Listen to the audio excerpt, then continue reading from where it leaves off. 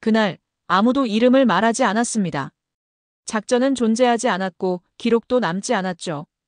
그는 단 한 장의 명령서를 들고 북쪽으로 향했습니다. 돌아오면 아무 일도 없던 걸로 하라. 그게 마지막 지시였습니다. 하지만 그는 돌아오지 않았습니다. 그리고 40년 뒤 그의 이름이 국가기밀 파일에서 다시 발견됐습니다. 그는 정말 죽었을까요? 지금 있으신 장소를 댓글 달아주세요. 그의 눈이 커졌다. 유령작전이라니 한 번도 들어본 적 없는 작전명이었다. 더구나 1979년에 특수요원 7명이 실종되었다는 보고서라니 40년 전 일이다. 그는 숨을 죽이며 보고서를 넘겼다. 페이지마다 1급 비밀 도장이 찍혀 있고 낡은 흑백 사진들과 타자기로 친 문서들이 빼곡했다. 사진 한 장이 진우의 손에 붙들렸다. 그것은 단체 군복 사진이었는데 20대 후반으로 보이는 남성 7명이 특수부대 복장을 하고 카메라를 바라보고 있었다. 진우는 그 사진에서 눈을 떼지 못했다. 사진 맨 왼쪽에 서 있는 남자의 얼굴이 낯설지 않았다. 어딘가에서 본 듯한 얼굴. 어머니의 오래된 사진 속 남자와 닮아 있었다. 진우의 심장이 세차게 요동쳤다. 어머니 박소연 65이 서랍 깊숙이 간직해온 한 장의 빛바랜 사진이 떠올랐다. 어머니가 젊은 시절 한 남자와 어깨를 나란히 하고 환히 웃던 사진. 어머니는 늘 그 사진 속 남자를 애틋하게 바라보곤 했다. 그 남자가 이 사진 속 군인과 동일 인물이라면 대체 어떻게 된 일일까? 진우의 입술이 바짝 말랐다. 보고서는 더 충격적인 사실을 담고 있었다. 1979년 DMZ 최전방에서 벌어진 군사작전 도중 특수부대원 7명이 전사했다고 공식 발표되었지만 실제로는 그들이 죽지 않고 극비 임무를 위해 사라졌다는 내용이었다. 진우는 믿기 어렵다는 듯 문서를 움켜쥐었다. 국가가 발표한 전사자 명단과 장례식까지 치렀던 이들이 사실은 살아있었다니. 그것은 국가를 향한 엄청난 배신이자 음모였다. 그때 사무실 창밖으로 어둠이 내려앉고 있었다. 진우는 문서 더미를 가방에 다시 넣으며 창밖을 쳐다보았다. 창 너머 주차장 구석 아래 정체 모를 검은 승용차 한 대가 희미한 불빛을 켜둔 채 서 있었다. 순간 등줄기를 쌓은 느낌이 스쳤다. 혹시 누군가 이 문서를 자신에게 보낸 걸 알고 지켜보고 있는 건 아닐까? 진우는 재빨리 사무실 블라인드를 내렸다. 그는 떨리는 손으로 휴대폰을 들어 이 특종을 상사에게 보고하려다 멈칫했다. 대통령도 모르는 작전이었다. 문서 속 한 문장이 머리를 세차게 때렸다. 보고서 서문에는 이렇게 쓰여 있었다. 본 작전은 대통령에게도 보고되지 않은 상태에서 수행되었으며 작전 관련 자료는 국정원 내에서도 극소수만 접근 가능한 최고기밀로 분류됨. 진우는 깊은 숨을 내쉬었다. 대통령조차 몰랐다니 이게 사실이라면 얼마나 위험한 진실인가. 함부로 드러냈다가는 자신뿐 아니라 주위 사람들까지 다칠 수도 있었다. 그는 마음을 다잡고 냉정히 생각했다. 누가 무엇을 위해 이 비밀을 지금 폭로하려 하는 것일까? 그리고 그 사진 속 남자와 어머니의 관계는 무엇일까? 진우는 책상 서랍을 열어 어머니의 오래된 사진을 찾아냈다. 사진 속 젊은 박소연과 한 남자 그 남자의 얼굴을 확대해 휴대폰 불빛에 비춰보았다. 문서의 흑백 단체 사진 속 강태준 대위 당시 28세라는 이름표가 붙은 인물과 똑같았다. 진우의 심장이 쿵쾅거렸다. 강태준. 어머니가 평생 간직해온 그 사람. 그 순간 사무실 출입문 손잡이가 덜컥이는 소리가 들렸다. 진우는 깜짝 놀라 문서철을 품에 끌어안았다. 누군가 문 밖에서 그의 방문을 열려고 하고 있었다. 그는 싸늘한 식은땀을 흘리며 한 손으로 가방 지퍼를 닫았다. 아무도 남아있지 않을 시간에 대체 누가? 문득 휴대폰이 울렸다. 발신자 표시 제한. 진우는 떨리는 손으로 전화를 받았다. 서진우 기자님? 낮고 쇠약한 노인의 목소리가 흘러나왔다. 문서를 받으셨군요. 진우는 숨이 멎을 것 같았다. 누구십니까? 지금 이 문서를 보낸 분인가요? 하지만 대답 대신 전화는 뚝 끊어져 버렸다. 그는 얼어붙은 채 휴대폰을 내려다보았다. 그리고 고개를 들어 문 쪽을 바라봤다. 문고리는 여전히 달그락거리다가 멈추었다. 정적 속에서 누군가가 문 밖에 서 있는 기척만이 느껴졌다. 진우는 숨을 삼키며 뒤로 한 걸음 물러섰다. 지금 이 순간 그의 손에 쥔 진실이 너무도 무겁고 위험하게 느껴졌다. 과연 그는 이 문을 열고 나가 드러나지 말았어야 할 진실의 길로 들어설 준비가 된 것일까? 그리고 문 밖에 서 있는 저 존재는 진실을 밝히려는 동지일까? 아니면 이를 막으려는 적일까? 1장의 끝 마이너스 진우는 문 밖의 정체를 모른 채 문서를 손에 쥐고 숨죽이고 있다.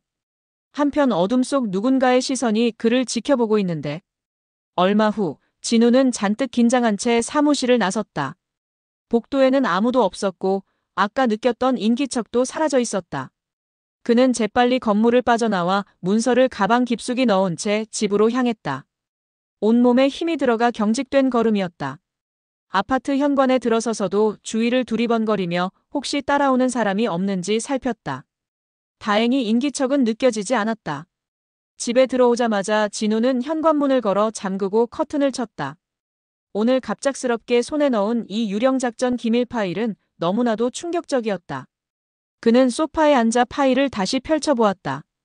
7명의 이름과 신상정보, 1979년 당시 작전 개요 등이 상세히 적혀 있었다.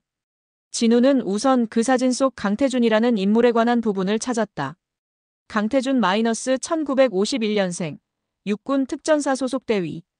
1979년 3월 DMZ 비밀 임무 중 전사행 방불명라고 적혀 있었다. 전사라면 사망 처리되었다는 뜻이다. 하지만 이 기밀 파일에는 분명히 7명 전원 생존 상태로 특수 임무 수행 중이라고 쓰여 있었다. 모순이었다. 공식 기록과 기밀 기록이 완전히 상반된 것이다. 강태준. 진우는 그 이름을 입속으로 조용히 은조렸다. 어머니가 평생 가슴에 묻고 산 이름. 어머니에게 강태준은 어떤 존재였을까? 혹시 젊은 시절 약혼자이거나 연인이었을까? 어머니는 아버지 이야기를 한사코 피하셨다. 진우는 아버지에 대해 아는 것이 거의 없다. 어머니에게 몇 번이나 여쭤봤지만 너는 아버지를 닮은 데가 많다는 말만 하셨을 뿐 구체적인 이야기는 비밀처럼 삼키셨다. 진우는 서랍에서 어머니의 사진과 낡은 편지 꾸러미를 꺼냈다.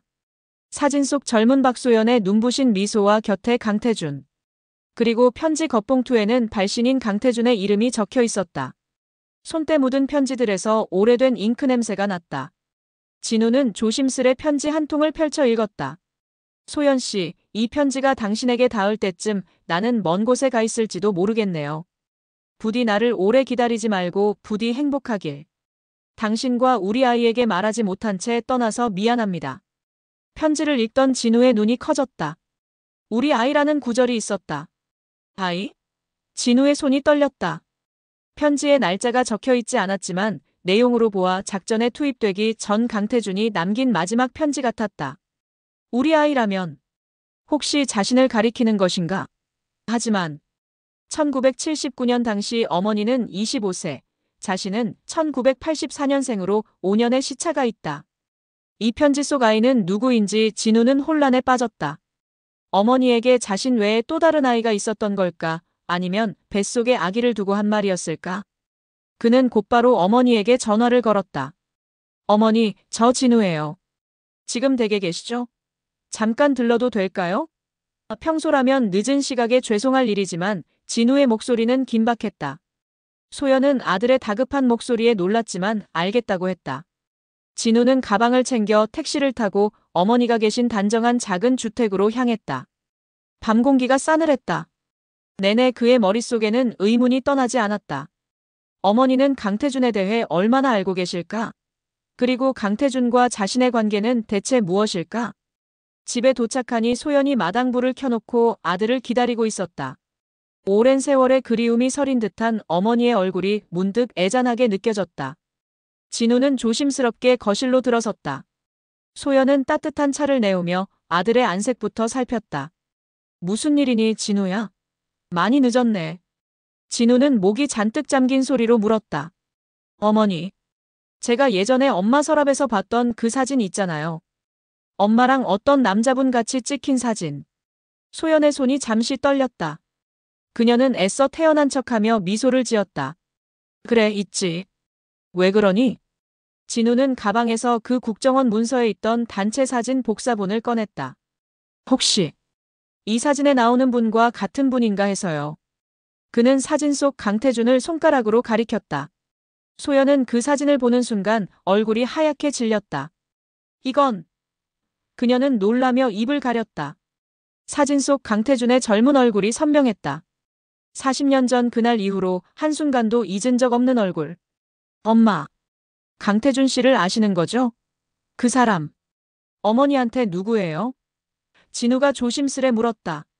소연은 한동안 아무 말도 하지 못했다. 젖은 눈동자로 사진을 어루만질 뿐이었다. 떨리는 손길이 사진 속 강태준의 얼굴 선을 따라갔다. 태준. 강태준. 그녀는 마치 꿈결 속 이름을 부르듯 그를 불렀다. 이 사람이 여기 어떻게? 진우는 자신이 입수한 문서 내용을 전부 말하지는 못하고 사진만 누군가 제보해줬다고 둘러댔다. 엄마, 이분. 제 친아버지세요? 그는 결국 마음속 의문을 직접 꺼냈다. 사실상 처음 묻는 질문이었다. 소연은 깜짝 놀라 아들을 바라보았다. 진우야, 그건. 그녀의 목소리가 갈라졌다.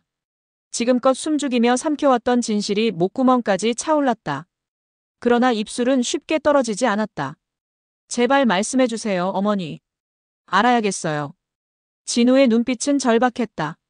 저한텐 아버지가 누군지 알려주지 않으셨잖아요. 그런데 어머니의 이 사진 속 남자가 혹시? 소연은 손을 모아 꼭 쥐며 떨리는 목소리로 말했다. 그래. 맞다. 저 사람이 내 아버지다. 그녀의 눈에서 뜨거운 눈물이 한 줄기 흘러내렸다. 마치 40년간 가두어두었던 감정이 터져나오는 듯했다. 강태준. 내 아버지였어. 진우는 숨이 멎을 듯 굳어버렸다. 예상하면서도 막상 직접 듣게 되니 머릿속이 새하얘졌다. 사진 속 젊은 군인이 자신의 아버지라니. 그럼 어떻게 된 거지? 아버지가 1979년에 전사했다는 거잖아. 하지만 아버지는 돌아가셨다고. 진우가 혼란스레 중얼거렸다. 진우가 어릴 적 친척들에게 들은 건 아버지는 자신이 태어나기도 전에 사고로 세상을 떠났다는 이야기였다. 어머니도 끝내 그 이상의 설명을 하지 않았었다. 소연은 흐르는 눈물을 닦으며 떨리는 목소리로 말했다. 그래. 정부에서는 나라에서는 그렇게 발표했지. 태준 씨와 그 동료들 모두 임무 중 순직했다고. 나는 그때. 그녀는 차마 말을 잇지 못했다. 진우는 어머니의 두 손을 잡았다. 어머니, 진정하세요. 괜찮아요. 비로소 어렴풋이 상황을 짐작할 수 있었다. 어머니는 40년 전 약혼자였던 강태준을 전사로 잃었고 그 후 홀로 자신을 낳아 키운 것이었다. 소연은 아들의 손을 꼭 잡으며 애원하듯 말했다.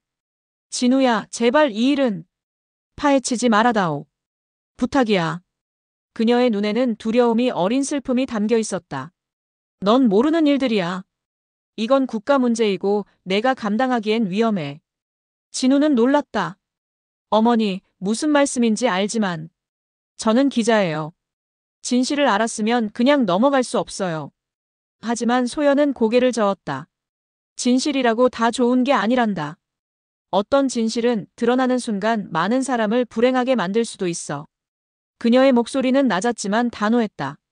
진우는 어머니가 왜 이토록 격앙되는지 의아했다. 단순히 남편의 죽음과 관련된 슬픔 때문만은 아닌 듯했다. 어머니는 혹시 이미 뭔가 알고 있는 게 아닐까? 진우는 조심스럽게 물었다. 어머니, 혹시 아버지가 사실 죽지 않고 어딘가 살아있을지도 모른다고 생각해 본 적 있어요? 소연은 몸이 굳었다.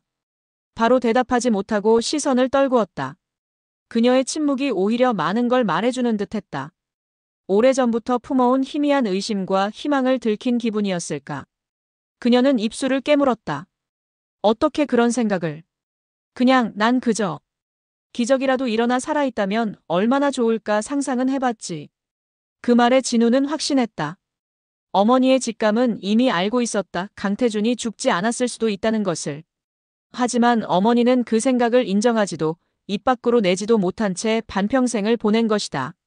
진우는 자리에서 일어섰다. 어머니, 죄송해요. 하지만 저는 이걸 끝까지 파헤칠 겁니다. 아버지와 그분들의 일이 무엇이었는지 알아낼 거예요.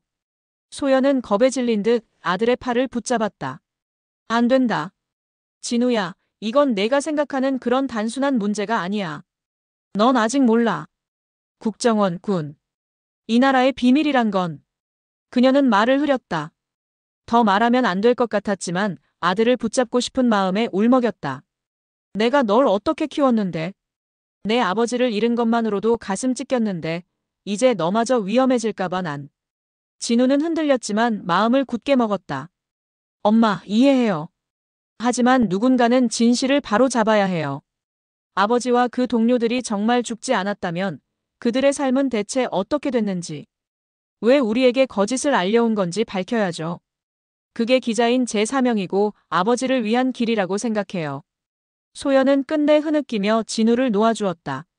더 말려봐야 소용없음을 직감한 듯했다.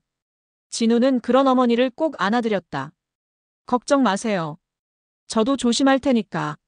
그리고 혹시 좋은 소식이 있을지도 모르잖아요. 소연은 아들의 품에서 흐느끼며 고개를 저었다. 그녀는 차마 말하지 못한 비밀을 품은 채 아들이 떠나려는 등을 바라볼 뿐이었다.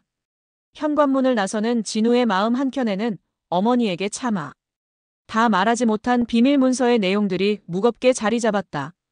집 밖으로 나온 진우는 밤하늘을 올려다보았다. 희미한 달빛 아래 마음이 착잡했다. 어머니가 그렇게 만류하는 데는 분명 이유가 있을 것이다. 그러나 발걸음을 돌릴 수는 없다. 진우는 결심을 다졌다. 진실을 밝히지 않으면 어머니의 눈물도 영원히 마르지 않을 터였다. 그때 골목 어귀에 주차된 차 한 대에서 라이트가 깜빡하더니 서서히 시동이 걸렸다. 진우는 흠칫하며 그쪽을 바라봤다. 검은색 승용차가 조용히 움직여 골목을 빠져나갔다. 주변은 다시 고요해졌지만 진우의 등골엔 식은땀이 흘렀다. 누군가가 자신을 감시하고 있는 게 틀림없었다. 방금 그 차도 뒤쫓는 시선의 일부일까? 진우는 주위를 경계하며 천천히 걸음을 옮겼다. 그의 머릿속에는 이제 두 가지 생각이 뒤얽혀 있었다. 진실을 파헤치고야 말겠다는 다짐, 그리고 어머니의 경고에 대한 불길한 예감. 과연 어느 쪽이 옳을까? 그는 알 수 없었다. 진우는 아버지의 정체에 한 걸음 다가섰지만 어머니의 두려움과 누군가의 감시로 마음이 복잡하다. 과연 그는 계속 진실을 추적할 것인가? 그를 노리는 그림자는 점점 가까워지고 있는데. 2019년. 며칠 뒤 서진우는 결국 특종 전문 기자로서의 본능을 따라 행동에 나섰다. 그는 국정원 관련 사건을 여러 차례 취재했던 선배 기자를 찾아 자문을 구했다. 선배는 국정원 내부 고발자나 제보자를 접촉한 경험이 있었기에 조언을 들을 수 있을 것 같았다. 빛바랜 신문과 각종 기록을 뒤지며 진우는 1979년 당시 상황을 조사하기 시작했다. 1979년이면 박정희 정권 말기, 안기부현 국정원가 막강한 권력을 휘둘렀던 시절이다. 남북 긴장은 극에 달했고 그해 10월에는 대통령 암살 사건까지 일어나 한국 현대사가 요동치던 때였다. 진우는 혹시 그 혼란 속에 감춰진 비밀 작전이 있었던 건 아닌지 퍼즐 조각을 맞추려 했다. 국가기록원과 도서관에서 1979년 신문을 살펴보던 진우는 관련 기사를 한 건 발견했다. DMZ 초소 폭발 사고, 특전사 요원 7명 전사라는 작은 기사였다. 내용은 단출했다. 1979년 3월 15일 비무장지대 모 초소에서 원인을 알 수 없는 폭발사고가 발생, 우리 측 특수부대원 7명이 순직했다. 정부는 북한의 도발 가능성을 염두에 두고 조사 중. 등등. 그 뒤로 후속 기사는 없었다. 마치 누구도 이 사건을 더 캐묻지 않은 듯했다. 진우는 씁쓸하게 속으로 중얼거렸다. 7명의 젊은 목숨이 사라졌는데 이렇게 조용할 수가 있나. 진우는 그 전사자 7명의 이름을 확인했다. 강태준을 비롯해 다른 이름들도 보였다. 그중 몇몇은 인터넷에 검색해도 별 정보가 없었지만 한 명 이준호라는 이름이 눈에 띄었다. 흔한 이름이라 확신은 없었지만 진우는 최근 어딘가에서 본 기억이 있었다. 그러다 문득 회사 자료실에서 봤던 기업 인사 리스트가 떠올랐다. 이준호 -JH 보안시스템 대표이사. 60대 중반의 사진이 실려 있었던 것을 어렴풋이 기억했다. 설마 같은 인물일까? 진우는 이준호 대표에 대해 추가로 검색했다. JH 보안시스템은 퇴역 군인들이 설립한 보안업체로 국정원 및 군부대와 용역 계약을 많이 맺어 성장한 기업이었다. 대표 이준호는 전직 국군 장교 출신이라 했는데 혹시. 진우는 서류철에 적힌 7명의 생년을 다시 봤다. 이준호, 1959년생. 1979년에 20세. 계급은 하사였고 강태준 휘하팀의 막내였던 것 같다. 현재 2019년에 60세. JH 보안대표의 나이도 60세 안팎. 같은 사람일 가능성이 높았다. 만약 그렇다면 그는 공식적으로 전사자인데 실제 살아서 사회에 나와 성공까지 한 셈이 된다. 진우의 심장은 다시 뛰기 시작했다. 유령 군인들이 한국 사회 곳곳에 숨어 지내왔단 말인가. 그는 이준호라는 사람을 직접 만나봐야겠다고 생각했다. 진우는 어렵게 약속을 잡아 서울 시내 한 고급 카페에서 이준호 대표와 만났다. 이준호는 머리가 희끗해진 평범한 중년 남성으로 보였지만 군 출신다운 꼿꼿한 자세와 예리한 눈빛이 인상적이었다. 처음 뵙겠습니다. 서진우 기자입니다. 진우가 인사했다. 예, 젊은 기자분이 무슨 일로 날 찾았나 궁금하군요. 이준호가 차가운 미소를 지으며 앉았다. 진우는 조심스럽게 말을 꺼냈다.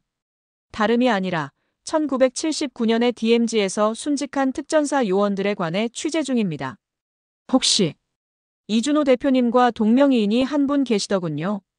이준호의 표정이 미묘하게 굳어졌다. 옛날 일이군요. 갑자기 그건 왜? 진우는 멈추지 않았다.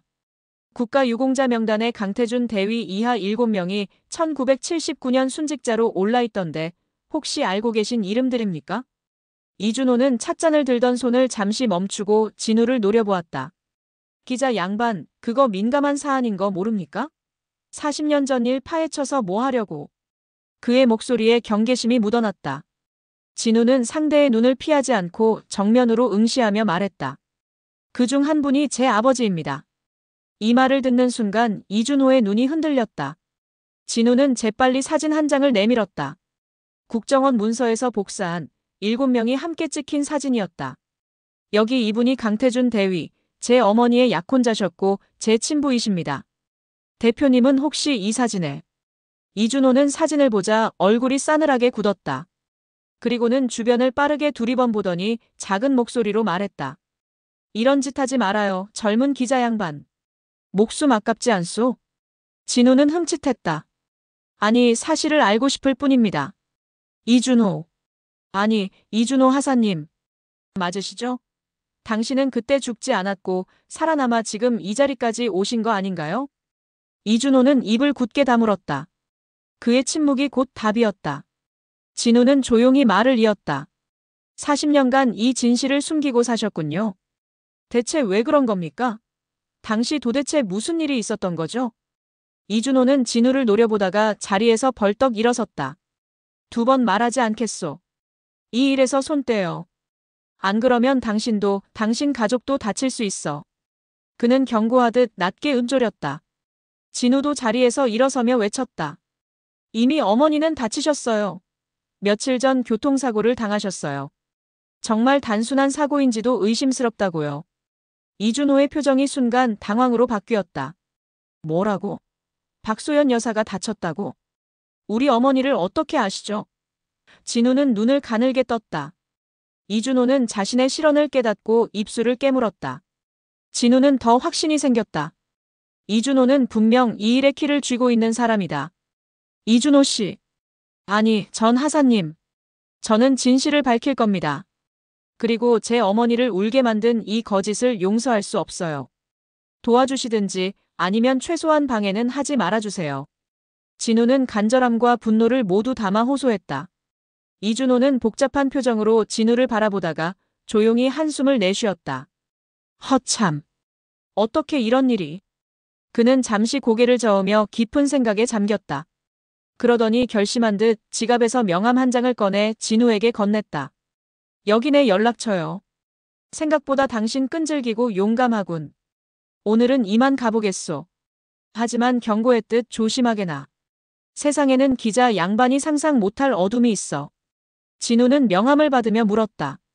그럼 협조해 주시는 겁니까? 이준호는 답하지 않고 카페를 나가버렸다. 그의 뒷모습이 사라진 뒤에도 진우는 한참 서 있었다. 명함에는 이준호의 휴대폰 번호와 사무실 번호가 적혀 있었다. 그는 완전히 적대적이지는 않았다. 오히려 경고 속에 걱정이 배어 있는 듯했다. 진우는 직감적으로 느꼈다. 이준호는 자신과 어머니를 오랫동안 지켜봐 온 것일지 모른다. 방금 소연이 사고당한 것을 아는 듯한 반응. 그리고 박소연 이름을 바로 알아챈 점. 그는 분명 어딘가에서 가족을 주시해온 인물이었다. 국정원 혹은 작전팀에서 누군가 가족을 관리해온 것 같다. 이준호가 바로 그 조력자였던 걸까? 그날 밤 진우는 돌아와 어머니가 입원한 병원부터 찾았다. 어머니 소연은 다행히 의식을 회복하여 중환자실을 나와 있었다. 큰 사고였지만 생명에 지장은 없었다는 의사의 설명에 진우는 가슴을 쓸어내렸다. 어머니는 진우의 손을 붙잡고 말했다. 진우야. 엄마는 괜찮으니까 제발 그 일은. 진우는 어머니를 안심시키려 애쓰며 속으로는 끓어오르는 의욕과 분노를 사귀고 있었다. 어머니의 사고는 과연 우연일까? 아니면 누군가 경고를 주려 한 걸까? 그는 주변을 몰래 살피며 병실을 지키는 낯선 사람이나 수상한 움직임이 없는지 경계했다. 그런데 병실 문 밖 복도 끝에 익숙한 얼굴이 잠깐 보였다 사라졌다. 진우는 얼핏 봤지만 놓치지 않았다. 김현우 바로 며칠 전 자신에게 전화를 걸어왔던 그 쇠약한 목소리의 주인임이 틀림없었다.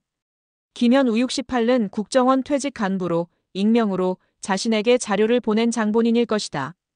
진우는 그를 알아보기 전에 이미 몇 차례 신변을 조사하여 김현우란 사람을 유력한 제보자로 좇고 있었다. 진우는 어머니의 손을 놓고 복도로 뛰어나갔다. 김현우 씨, 거기 계시죠? 그러나 이미 그는 모습을 감췄다. 복도에는 병문안을 오가는 사람들 몇 분, 김현우는 보이지 않았다. 진우는 포기하지 않고 병원 밖으로 달려나갔다. 주차장 쪽을 살피는데 마침 누군가 차량에 오르는 모습이 눈에 띄었다. 백발의 노신사가 간신히 운전석에 오르고 있었다. 진우는 얼른 차 앞으로 달려갔다. 김현우 씨 맞습니까? 저 서진우 기자입니다. 진우가 소리쳤다. 백발의 남성은 놀란 눈으로 진우를 쳐다봤다. 그는 김현우였다. 차 시동을 켠 김현우는 잠시 망설이더니 창문을 내렸다. 이런. 젊은 기자가 아주 집요하군. 여기까지 쫓아올 줄이야. 그가 힘겨운 미소를 지어 보였다. 진우는 숨을 고르며 다급히 말했다. 역시 당신이었군요. 문서를 보내주신 분. 왜 하필 저에게 이런 걸 주신 겁니까? 김현우는 창밖으로 쌀쌀한 밤 공기를 마시며 말했다. 당신이라면 끝까지 추적할 줄 알았소. 그리고 피해자 가족이기도 하니. 피해자 가족. 진우는 곧바로 이해했다. 자신이 바로 그 유령작전 피해자의 유족이라는 것을 김현우는 알고 선택한 것이었다. 이젠 때가 됐다 생각했소. 김현우가 씁쓸히 웃었다. 나도 얼마 살 날이 안 남아서 말이오. 진실을 무덤까지 가져가기는 싫었지. 그의 눈동자는 피로와 회한으로 가득 차 있었다. 진우는 급히 물었다. 유령작전. 도대체 무엇이었나요? 제가 아는 건 공식 발표와 다른 진실이 있다는 것뿐입니다. 직접 듣고 싶습니다.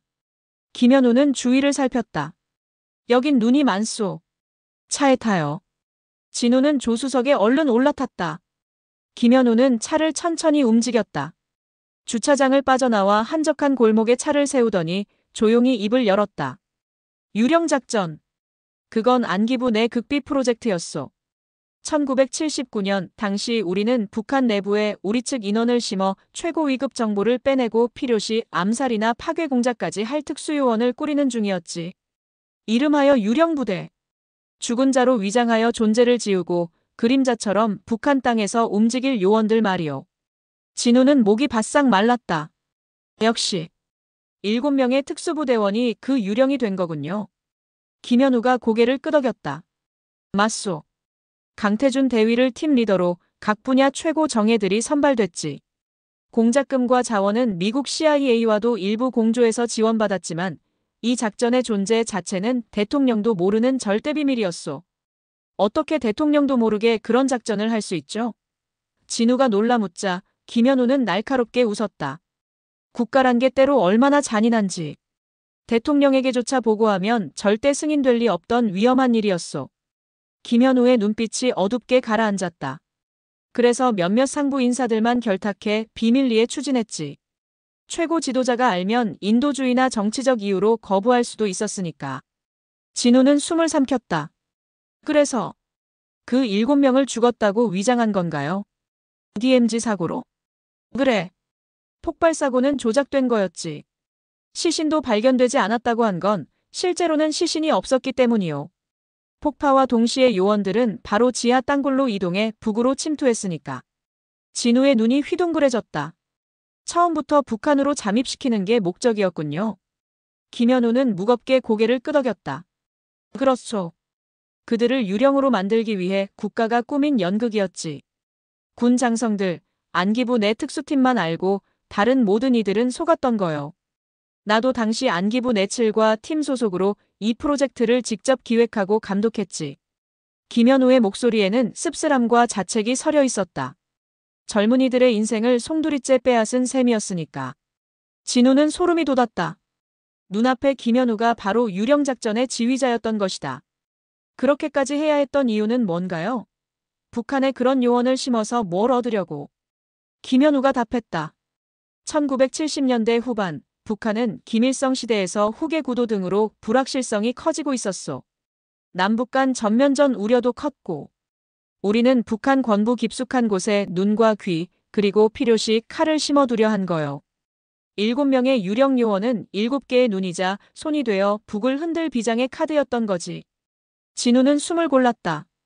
그러나 그건 냉전 시대의 막장 도박이었네요.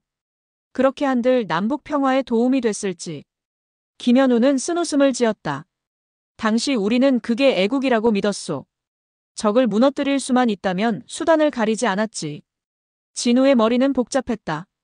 그렇다면 제 아버지 강태준 대위와 다른 6명은 북한으로 들어가서 40년 동안 임무를 수행한 건가요? 김현우는 조용히 시선을 피하며 말했다. 그건 이후 이야기는 자네가 쓴 기사로 확인하게 될 거요. 그가 기침을 콜록거렸다. 얼굴이 창백해졌다. 진우는 깜짝 놀라 괜찮으세요? 물었다. 김현우는 손을 저으며 약통에서 약을 꺼내 삼켰다. 나는 곧 폐암으로 갑니다. 얼마 안 남았어. 그러니 마지막으로 속죄하는 심정으로 이 자료를 흘린 거지. 하지만 내 양심으로도 그 이후에 세세한 건 차마 말하기가.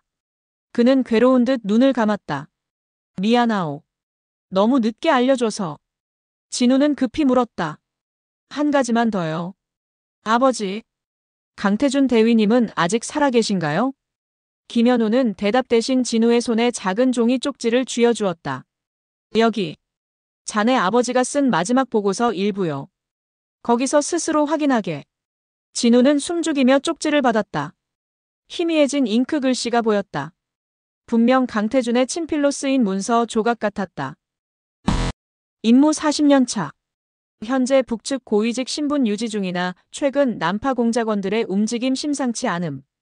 팀원 김석진, 오윤호, 최병길 전사. 박무열 실종 추정. 나 강태준 포함 생존 3인. 뭔 임무를 계속 수행해야 하는지 회의감이 든다. 우리가 지키려 한 국가의 모습은 많이 변했다. 가족에 대한 그리움이 사무친다. 진우의 눈이 다 문장을 읽기도 전에 김현우는 재빨리 쪽지를 도로 빼앗듯 접어갔다. 이젠 자네가 알아서 해. 난 더 말 못해. 그가 급히 말을 잘랐다. 진우는 방금 읽은 내용에 충격을 받았다. 40년 동안 7명 중 4명은 죽거나 실종되고 현재 3인 생존. 강태준은 아직 살아있다. 그의 가슴이 요동쳤다. 아버지가 2019년 현재 살아있다고? 김 국장님, 마지막으로 한 가지만. 제 아버지가 지금 어디 계신지 알려주십시오. 제발요. 진우가 간절히 매달렸다. 김현우는 피곤한 눈으로 그를 보았다. 서진우 기자. 당신이 이미 진실을 많이 알아냈으니 곧 스스로 찾아낼 거요. 대신 꼭 약속하시오. 이 진실을 제대로 밝혀줘. 국가란 이름으로 가려진 죄들을 세상이 알게 해줘. 진우는 뜨거워진 눈시울을 훔치며 고개를 끄덕였다. 네. 반드시요. 김현우는 희미하게 웃고는 가쁜 숨을 내쉬었다. 그럼 난 할 일 다 했네. 그가 차키를 돌렸다. 몸 조심하게. 어둠은 아직 짙으니까. 진우는 문 밖으로 내리며 말했다. 감사합니다. 꼭 진실을 밝히겠습니다. 김현우의 차는 밤거리 어둠 속으로 천천히 사라졌다. 진우는 한참 그 불빛을 바라보다 주먹을 불끈 쥐었다. 드디어 전모가 보이기 시작했다. 아버지가 살아있다는 희망, 그리고 40년간 억눌린 진실을 세상에 밝힐 사명감이 끌어올랐다. 그러나 동시에 가슴 한켠이 서늘했다. 김현우의 경고처럼 아직 보이지 않는 어둠이 도사리고 있을지 모른다. 그는 곧장 휴대폰을 꺼내 이준호의 번호로 전화를 걸었다. 몇 번의 신호음 끝에 이준호가 받았다. 여보세요. 낮은 목소리가 흘러나왔다. 전 이준호 하사님께 꼭 들려드릴 말씀이 있습니다. 진우가 빠르게 말했다. 강태준 대위님이 아직 생존해 계십니다. 그렇죠? 잠시 침묵이 흘렀다. 이준호의 숨소리가 전화 너머로 들렸다. 누구한테 들었소? 직접 확인했습니다. 그분을 반드시 찾아뵙고 싶습니다. 도와주십시오. 이준호는 한숨을 쉬었다. 정말 기어코 여기까지 왔군. 기자 양반, 이제부터는 발 뺄 수 없네. 각오하게. 진우는 결연히 답했다. 각오는 되어 있습니다. 좋소. 내일 자정, 태백 산맥줄기 들어가는 옛 군용도로 입구로 오시오. 위치는 문자로 보내주겠소. 이준호가 낮게 말했다. 거기서 데리고 가지. 데리고 간다니. 어디를요? 진우가 묻자 이준호는 짧게 답했다. 강태준 대위의 은신처. 전화를 끄는 진우의 심장은 미친 듯 뛰었다. 아버지를 만날 수 있다니. 그러나 동시에 함정일지도 모른다는 의심이 스쳤다. 이준호를 얼마나 믿을 수 있을까? 한때 동료였지만 지금은 거대 보안기업 대표로 정부와도 관계가 깊은 인물이다. 어쩌면 정부 측에 다른 의도가 있을지도 몰랐다. 진우는 잠시 망설였지만 이내 마음을 굳혔다. 직접 확인하지 않고서는 아무것도 끝낼 수 없다. 그는 바쁘게 챙기기 시작했다. 취재 수첩, 녹음기, 그리고 혹시 모를 위협에 대비해 작은 호신용 전기 충격기까지 가방에 넣었다. 그날 밤 진우는 잠을 이루지 못한 채 동틀 무렵까지 국정원 기밀 파일과 취재 기록들을 재정리했다. 내일이 오면 그의 인생은 다시는 예전 같지 않으리란 예감이 들었다. 진우는 김현우에게서 과거의 진실을 듣고 아버지가 살아있음을 확인했다. 이준호의 도움으로 드디어 아버지의 은신처로 향하려 한다. 그러나 이 모든 것이 위험한 함정일 수도 있다. 진우는 과연 무사히 진실에 다가갈 수 있을까? 혹시 이 모든 움직임을 배후에서 지켜보는 또 다른 세력이 있는 것은 아닐까? 2019년. 다음 날 밤, 약속된 자정 무렵. 서진우는 태백산맥 기슭의 외진 산길 입구에 도착했다. 도심에서 몇 시간 차를 몰아 도착한 산중 깊은 곳이었다. 인적이라고는 찾아보기 힘든 으슥한 길가에 진우의 차만 덩그러니 서 있었다. 차 헤드라이트를 끄니 사방은 칠흑 같은 어둠에 쌓였다. 그는 차 안에서 초조하게 시계를 보았다. 11시 55분. 약속 시간까지 5분. 혹시 이준호가 오지 않으면 어쩌나 별별 생각이 다 들었다. 괜히 자신을 없애려는 의도로 이런 외딴 곳으로 불러낸 건 아닌지 의심도 들었다. 진우는 긴장으로 촉촉해진 손바닥을 바지에 문질렀다. 그때 멀리서 자동차 엔진 소리가 들려왔다. 한 줄기 전조등 불빛이 구불구불한 산길을 따라 이쪽으로 다가왔다. 진우는 가슴이 뛰었다. 곧 검은 SUV 차량 한 대가 다가와 진우의 차 뒤에 멈춰섰다. 차에서 내리는 사람 바로 이준호였다. 기다렸소. 이준호가 다가오며 낮게 인사했다.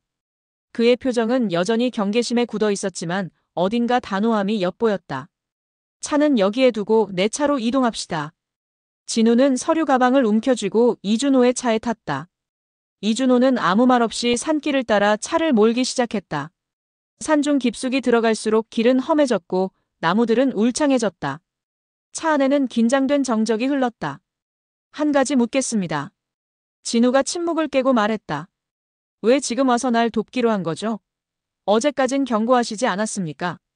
이준호의 눈이 빛을 따라 아련히 반짝였다. 김현우 국장님을 만났지? 다 들었겠구만. 진우는 살짝 놀랐지만 긍정했다. 네, 어떻게 하셨습니까? 김현우 그 양반이 병원에서 날 봤네. 박소연 여사 병실에 잠깐 들렀었거든. 이준호가 짧게 설명했다. 당신 어머니 상태 확인하러. 진우는 가슴이 뭉클해졌다. 저희 어머니를. 왜 그렇게까지 신경 쓰시죠? 이준호는 쓴웃음을 지었다. 내 임무였으니까. 임무라뇨? 1979년 이후 내 임무는 본래 전사자들의 가족을 보살피는 일이었어. 이준호가 낮게 말했다. 작전 참여자 중 유일하게 북에 가지 않은 사람이 나였지. 나는 안기부 쪽 연락책으로 남아서 그들의 가족을 보호하고 동향을 살피고 필요하다면 지원하는 역할을 맡았어. 진우는 숨이 막히는 듯 했다. 그럼 지난 40년간 저희 어머니 곁을 지켜왔다는 말씀이군요. 박소연 여사뿐만 아니라 다른 유가족들도. 물론 몰래 감시하는 거였지만 이준호는 고개를 끄덕였다. 당신이 커가는 모습도 난 사진으로 봤지. 매년 한두 번씩 멀리서 너와 어머니를 지켜봤어. 진우는 말문이 막혔다. 몰랐던 삶의 이면이 드러나는 기분이었다. 그래서 어머니 사고 난 것도 알고 계셨군요. 그래. 그 소식 듣고 참을 수가 없더군. 이준호의 목소리에 처음으로 분노가 어렸다. 누군가 일부러 사고를 낸 거라면 그건 선 넘은 거야. 난 더 이상 조직의 명령을 따르는 도구 노릇을 하지 않기로 했지. 누가 그런 짓을 했을까요? 국정원일까요? 진우가 이를 악물며 물었다. 현 국정원보다는 우리 과거 작전을 은폐하려는 세력이지. 국정원 내부일 수도 있고 퇴직한 옛 인물들일 수도 있어. 이준호가 말했다. 국가기밀을 누설하면 가만두지 않겠다고 벼르는 자들이 있거든. 진우는 김현우의 신변이 걱정되었다. 김 국장님은 괜찮을까요? 그 양반도 위험해. 하지만 병세가 깊어 사실 오래 못 버틸 거야. 어찌 보면 그것도 각오하고 자네에게 자료를 준 거지. 진우는 주먹을 쥐었다. 반드시 그분 뜻대로 진실을 밝히겠습니다. 그리고 제 아버지도 꼭 만나고요. 이준호는 슬쩍 진우를 바라보았다. 많이 기대하는 것 같은데 각오해야 할걸. 40년이 지났네. 그분도 많이 변했지. 살아계시다는 사실만으로도 다행이에요. 진우가 힘주어 말했다. SUV는 산길을 꼬불꼬불 한참 올랐다. 그러다 나무들 사이에 자그마한 통나무 오두막 불빛이 보였다. 이준호는 헤드라이트를 끄고 낮은 언덕 위 오두막을 가리켰다. 도착이요. 강대위님 은신처. 진우의 가슴이 미친 듯 뛰었다. 드디어. 그는 문손잡이에 손을 얹었다. 그런데 그 순간 쾅 하는 굉음과 함께 SUV가 크게 흔들렸다. 차량 뒤쪽 뒷유리가 산산조각나며 깨졌다. 총성이 반박자 늦게 들려왔다. 저격수. 엎드려. 이준호가 소리쳤다. 진우와 이준호는 재빨리 몸을 낮췄다. 다시 한 발, 퍽 소리와 함께 사이드미러가 날아갔다. 누군가 총으로 그들을 공격하고 있었다. 나와. 차에서 내려라. 거칠고 낮은 음성이 어둠 속에서 울려 퍼졌다. 진우는 가슴이 철렁 내려앉았다. 산속에 매복하고 있다가 습격한 것이다. 이준호는 진우를 밀치며 말했다. 기자 양반, 뒷문으로 재빨리 빠져나가. 그쪽에 사람이 있지 않나요? 진우가 떨리는 목소리로 속삭였다. 둘일 거야. 한 놈은 저격, 한 놈은 하러 올 거다. 이준호는 침착하게 대답하며 자신의 코트 안에서 권총 한 자루를 꺼냈다. 걱정 마, 난 군 시절 이후로 한 번도 방아쇠를 놓은 적 없으니. 그의 눈빛이 살기로 번뜩였다. 진우는 숨을 죽인 채 차 뒷좌석 문을 살짝 열었다. 다행히 어둠 덕에 크게 눈에 띄지는 않았다. 그는 몸을 낮추고 SUV 뒤로 살금살금 이동했다. 가방을 가슴에 끌어안고 심장이 미칠 듯 고동쳤다. 누가 공격한 걸까? 국정원 내부 세력? 아니면 내가 셋세면 반대편 수풀로 뛰어. 이준호가 낮게 신호했다. 하나, 둘, 셋. 진우는 있는 힘껏 달렸다. 동시에 이준호도 차 반대편으로 뛰어나갔다. 어둠 속에서 총성이 또 울렸다. 진우의 바로 옆 나무 껍질이 튀어올랐다. 가슴이 철렁 내려앉았다. 간발의 차로 맞을 뻔한 것이다. 바로 그때 이준호의 권총에서도 불꽃이 번쩍였다. 탕! 탕! 이준호는 정확한 사격으로 산비탈 쪽 어둠에 대고 응사했다. 으악! 어디선가 신음소리가 터져나왔다. 한 명은 맞은 듯했다. 하지만 아직 끝이 아니었다. 뒤쪽에서 인기척이 빠르게 다가왔다. 누군가 몸놀림 날랜 그림자가 권총을 들고 진우 쪽으로 접근하고 있었다. 진우는 숨을 죽이고 바위 뒤에 몸을 숨겼다. 등에 식은땀이 흘렀다. 들키면 끝장이다. 바로 그 순간 쇠액 마이너스 하는 날카로운 쇳소리가 어둠을 갈랐다. 그림자 뒤쪽에서 무엇인가 던져졌고 던져진 물체는 권총을 든 공격자의 발밑에서 폭발했다. 섬광과 함께 연기가 피어올랐다. 공격자가 비명을 지르며 나뒹굴었다. 진우는 깜짝 놀랐다. 누군가 또 있다. 연기 속에서 커다란 그림자가 나타났다. 그 인물은 순식간에 쓰러진 공격자의 등을 밟고 그의 머리에 권총을 들이댔다. 움직이지 마라. 낮고 위력 있는 목소리가 울렸다. 진우는 숨을 죽인 채 그 장면을 지켜봤다. 달빛에 드러난 그 의연한 자세, 그리고 보이는 옆모습. 비록 세월의 풍파가 느껴지는 주름진 얼굴이었지만 진우는 직감적으로 깨달았다. 강태준, 그의 아버지였다. 이준호가 총을 들고 달려나와 상황을 확인했다. 부상당한 첫 번째 저격범은 나무 뒤에 쓰러져 신음 중이었고 두 번째는 강태준의 발 아래 꼼짝 못하고 있었다. 강태준 68은 느릿하게 주변을 둘러보았다. 또 다른 놈은 없나? 그의 목소리는 낮았지만 범접할 수 없는 기운이 서려 있었다. 둘뿐인 것 같습니다. 이준호가 숨을 고르며 말했다. 역시 대위님 여전하시군요. 강태준은 발 아래의 적을 곁눈질하며 답했다. 대위는 이제 그냥 호칭일 뿐일세. 오랜만이군, 이 하사. 그가 짧게 말하며 적의 몸을 발로 굴려 무장을 해제시켰다. 진우는 그제야 용기를 내어 바위 뒤에서 걸어 나왔다. 심장이 쿵쾅대고 온몸에 힘이 풀렸지만 눈앞 광경에 눈을 뗄 수 없었다. 40년 만에 재회한 두 옛 전우와 그들 앞에 선 낯선 중년 남성. 바로 자신의 아버지였다. 아버지. 강태준 씨. 진우의 목소리가 떨렸다. 강태준은 그제서야 진우 쪽으로 천천히 시선을 돌렸다. 달빛 아래 그의 눈동자가 빛났다. 저 사람은. 그는 말끝을 흐리며 진우를 주의 깊게 살폈다. 눈앞의 청년이 누구인지 이미 알고 있다는 듯. 그러나 선뜻 믿기지 않는 표정이었다. 대위님, 이쪽은. 이준호가 조심스럽게 말을 꺼내려 했지만 진우가 한 걸음 앞으로 나서며 목소리를 높였다. 서진우라고 합니다. 진우는 최대한 또렷하게 말했다.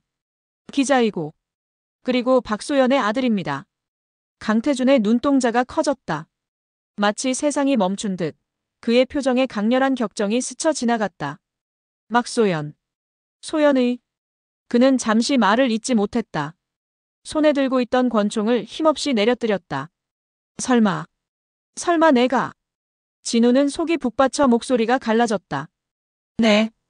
어머니 성함은 박소연이고 제 아버지 성함은 아마도 강태준. 대위님이시겠지요. 강태준은 한 걸음 진우에게 다가왔다. 손은 떨리고 있었다. 믿기지 않는다는 듯 40년 전 그가 두고 떠난 사랑의 증표가 눈앞에 서 있었다. 진우. 진우라고 했나. 진우는 두 눈에 눈물이 고였다. 말로만 불러보던 아버지를 이렇게 마주하게 되다니. 하지만 그는 오기가 생겨 목소리를 높였다. 왜 이제까지 숨어만 계셨습니까?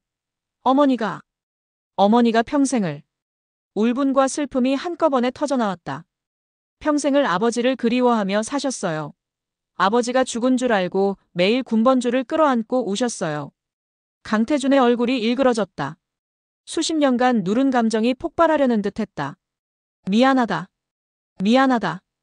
그는 거칠게 숨을 내쉬며 말했다. 다 너희를 지키기 위해서였어. 난 죽은 사람이 되어야만 했어. 국가를 위해서였나요? 그래서 가족을 버린 건가요? 진우는 참았던 눈물을 흘리며 소리쳤다. 국가는 영원하지만 그 국가를 위해 죽은 사람들의 진실도 영원히 묻혀야 하는 겁니까? 강태준은 그 말에 큰 충격을 받은 듯했다. 한동안 말을 잇지 못했다. 옆에서 지켜보던 이준호도 깊이 찡그린 채 입술을 깨물고 있었다. 그러나 더 말을 나눌 새도 없이 강태준의 발 아래 쓰러져 있던 공격자가 갑자기 품에서 작은 칼을 꺼내 들고 난동을 부렸다. 으악! 그는 마지막 발악으로 강태준의 다리를 향해 칼을 휘둘렀다. 위험해요. 진우가 소리쳤다. 하지만 강태준은 노련했다. 재빠르게 발을 빼고 상대의 손목을 밟아 칼을 놓게 했다. 그러고는 주먹으로 그자의 관자놀이를 정확히 가격했다. 공격자는 그대로 정신을 잃었다. 쳇! 강태준은 숨을 내쉬었다. 이 녀석들, 어디 소속인지 모르겠지만 꽤 준비되어 오는군. 이준호도 부상당한 첫 번째 저격범을 결박하며 다가왔다. 국정원 비밀팀일 겁니다. 7과의 잔당일 수도 있고. 그는 얼굴을 찌푸렸다. 아무래도 우리 움직임을 내내 추적한 모양입니다. 강태준은 씁쓸히 웃었다. 내가 이렇게 조용히 지냈건만 끝내 가만두질 않는구만. 진우가 걱정스럽게 주변을 둘러봤다. 다른 지원 병력이 더 올지도 몰라요. 이대로 여길 떠나야 하지 않을까요? 강태준은 곧장 고개를 저었다. 안 된다. 저자들은 어디 소속인지 확인해야 해. 그는 쓰러진 자들의 주머니를 뒤져 신분증이나 흔적을 찾으려 했다. 그러나 그럴 틈도 없이 갑자기 산 아래쪽에서 차량 여러 대의 엔진음이 들려오기 시작했다. 진우는 놀라 소리쳤다. 차 소리예요. 여러 대가 이쪽으로. 이준호가 혀를 찼다. 역시 증원군이 오는군. 여긴 위험합니다, 대위님. 강태준은 찰나의 판단을 내렸다. 오두막으로 들어가자. 그는 재빨리 부상자들의 총기를 수거하고 둘의 손발을 나무에 묶어놓았다. 놈들은 당분간 못 움직일 거야. 진우, 이준호와 함께 강태준은 오두막으로 뛰어들었다. 오두막 내부는 은은한 전등 불빛 아래 의외로 아늑하게 정돈되어 있었다. 나무벽엔 사냥총, 칼 등이 걸려있고 한쪽 벽면에는 사진들이 빼곡히 붙어 있었다. 진우는 그 사진들을 힐끗 보고 숨이 멎을 뻔했다. 자신의 어린 시절부터 성장 과정이 담긴 사진들이었다. 돌잔치 사진, 초등학교 입학식 사진, 중학교 운동회. 최근 몇 년 전 회사 기념식 때 찍힌 사진까지. 이건. 진우는 목이 메었다. 이 모든 세월 동안 아버지가 멀리서 자신을 지켜보고 있었다니. 강태준은 차마 진우의 눈을 마주보지 못한 채 총알이 몇 발 남았는지 점검하고 있었다. 이준호는 창문 틈으로 바깥을 살폈다. 차 3대, 4대, 최소 10명 이상이 오는 듯합니다. 그는 말하며 굳은 얼굴로 강태준을 바라봤다. 대위님, 제가 나가서 시간 끌겠습니다. 그 사이에 두 분은 뒤 산길로 빠져나가세요. 이 하사, 무슨 소리인가? 강태준이 눈을 번뜩였다. 너 혼자 나가서 뭘 하겠다는 거냐? 여기는 제가 유인할 테니 그동안 대위님과 아드님은 탈출하셔야죠. 이준호가 결연히 말했다. 저들 목표 1순위는 강태준, 당신입니다. 안 된다. 너까지 희생시킬 순 없어. 강태준이 단호히 잘랐다. 우리가 함께 돌파한다. 진우도 거들었다. 맞아요. 여태껏 숨었지만 이제 함께 맞서야죠. 저도 돕겠습니다. 그는 손이 떨렸지만 결의를 다졌다. 이제 와서 두려워 도망칠 생각은 없었다. 여기서 잡히면 진실은 묻히고 어머니와 모두의 희생이 헛될지 모른다. 차량들이 멈추는 소리가 들렸다. 수십 개의 발걸음이 바스락거리며 접근했다. 오두막을 포위당하기 일보 직전이었다. 강태준은 고요히 숨을 고르고 창문 밖을 노려봤다. 거친 목소리들이 들린다. 강태준, 나오시지. 이미 포위됐다. 확성기를 통해 들리는 목소리는 낯익었다. 강태준과 이준호는 동시에 놀란 얼굴을 마주했다. 저 목소리는 설마 박무열 중이? 이준호가 믿을 수 없다는 듯 말했다. 그래. 저놈 살아있었군. 강태준은 잔인한 미소를 지었다. 진우는 둘의 반응에 어리둥절했다. 박무열이라면 아버지의 동료 중 한 명인가? 김현우의 메모에 실종 추정이라던. 살아있었고 지금 적대 세력으로 나타난 것이다.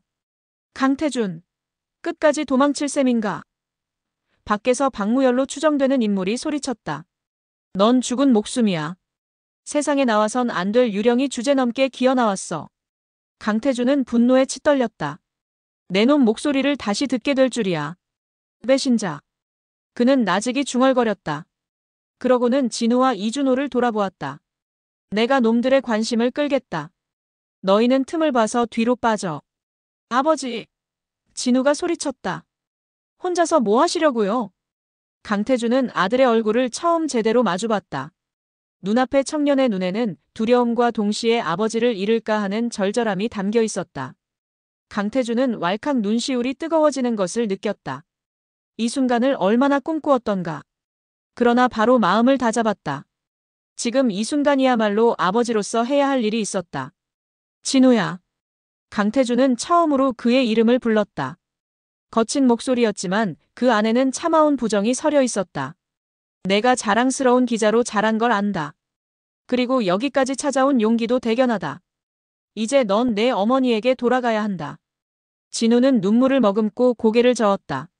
싫습니다. 아버지를 두고 갈 수 없어요. 겨우 찾았는데. 강태준의 표정이 순간 일그러졌지만 애써 미소를 지었다. 넌 내 아들이니 반드시 살아남아 진실을 밝히리라 믿는다.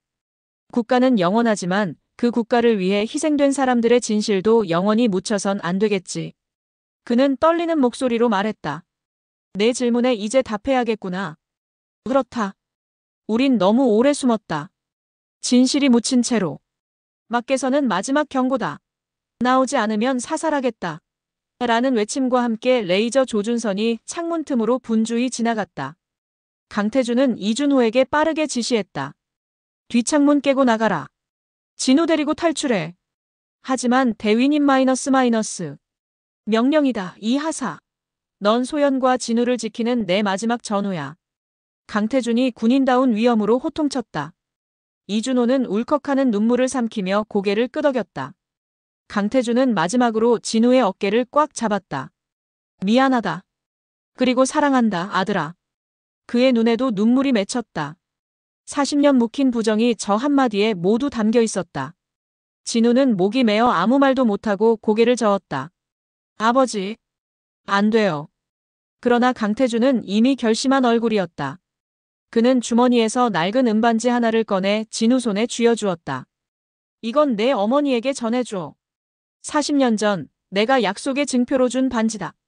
소연이 끝까지 간직해줬었지. 진우는 울음을 삼키며 반지를 꼭 쥐었다. 그것은 어머니가 40년 내내 보관해온 약혼 반지일 것이다. 강태준은 뒤돌아섰다. 그리고 손에 쥔 총을 단단히 쥐고 문을 박차고 나갔다. 여기 있다, 이 자식들아. 그는 일부러 큰 소리를 내며 앞으로 나섰다. 동시에 총알이 빗발치듯 날아들었다. 진우는 절규를 참으며 이준호와 함께 뒤쪽 창문을 부수고 밖으로 몸을 던졌다. 어둠 속 산비탈 아래로 굴러떨어지며 그는 아버지 쪽을 향해 울부짖고 싶었지만 입을 틀어막고 참았다. 총성과 고함 소리들이 산골짜기에 메아리쳤다. 진우의 눈에서는 뜨거운 눈물이 끝없이 흘러내렸다. 산속 은신처에서 아버지와 극적으로 만난 진우는 정체불명의 공격자들과 치열한 대치를 벌인다. 압도적인 적에 맞서 강태준은 아들과 이준호를 탈출시키고 자신은 홀로 남는다. 총성이 울리는 어둠 속 과연 강태준은 무사할 것인가? 진우는 무사히 탈출할 수 있을까? 그리고 이 공격자들의 정체와 배신자의 진짜 목적은 무엇일까? 다음 이야기를 기대해주세요. 곧 업로드됩니다.